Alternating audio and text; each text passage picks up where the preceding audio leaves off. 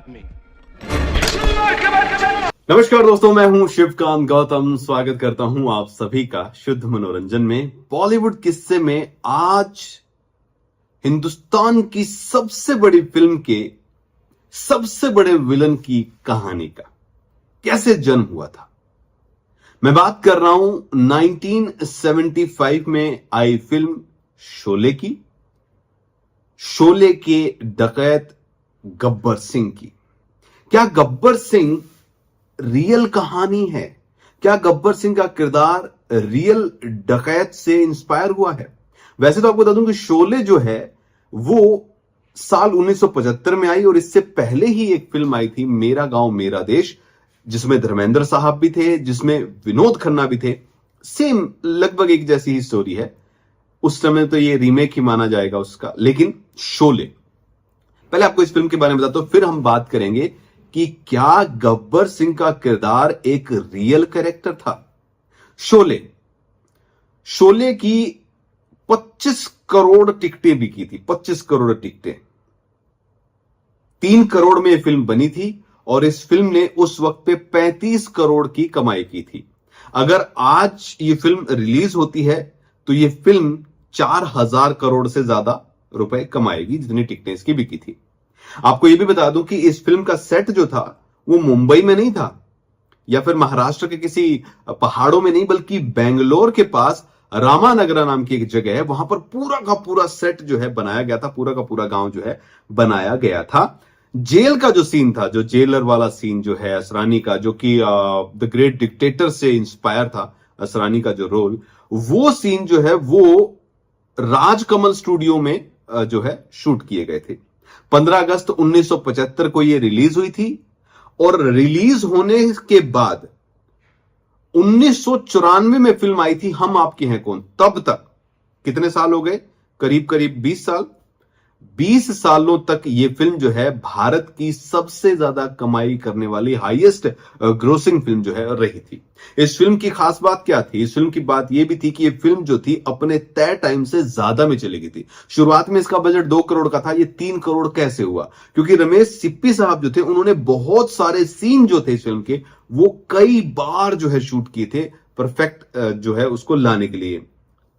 ये दोस्ती गाना जैसे है, ये दोस्ती गाना जो है 5 मिनट के करीब का गाना है, लेकिन इस गाने को शूट करने के लिए 21 दिन लग गए थे। 21 दिन, आप समझ सकते हैं। ये तो चलो फिर भी गाना था और बाइक पे था। एक फिल्म में सीन है जहां पर राधा जो है, यानी कि जया बहादुरी जो है, लालटेन बुझाती है। अगर आपको याद आ रहा हो तो शाम के वक्त पे लालटेन बुझाती है। आप यकीन मानेंगे, एग्जैक्ट लालटेन बुझाना और दिन का ढलना सब कुछ परफेक्ट होना चाहिए। इस सीन को 2 बार शूट किया गया था और सीन को शूट करने के लिए 20 दिन लग गए थे ताकि स्पेशल इफेक्ट मिले।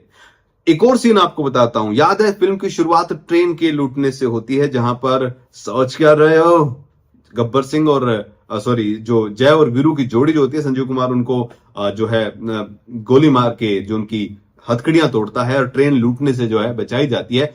उस सीन को शूट करने के लिए 42 दिन लग गए थे। 42 डेज। यस, 42 डेज नहीं, 49 डेज, माफ कीजिएगा, 49 डेज।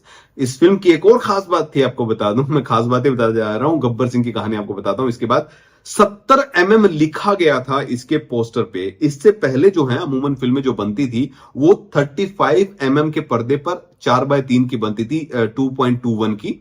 और ये होता था कि बहुत महंगा पड़ता था 70 mm का पर्दे पर शूट करने के लिए। 70 mm का ही जो परफेक्ट जो इनका फ्रेम होता था उसके लिए। लेकिन यहां पर सीपी साहब ने 70 mm पर ही शूट करके पोस्टर पे बकायदा लिखा था 70 mm। चलिए अब आते हैं हम गब्बर सिंह की रियल कहानी पर। क्या गब्बर सिंह एक रियल कैरेक्टर से इंस्पायर है? कह सकते हैं।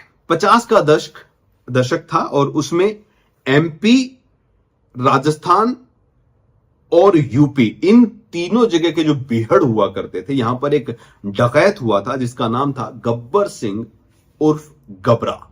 जी हां, इस भाई साहब ने 116 लोगों की नाक काट के अपनी कुल देवी के समक्ष चढ़ाने की कसम खाई थी। अब ये क्यों खाई थी? क्योंकि किसी तांत्रिक ने इसे कहा था कि भाई तुम अगर ऐसा कर दोगे तो तुम्हें शत्रु या पुलिस की गोली जो है वो कभी नहीं मार पाएगी, आप नेचुरल डेथ मरोगे। तो भाई गबरा सिंह ने जो है यही काम किया, करीब 26 लोगों की नाक काट चुका था वो।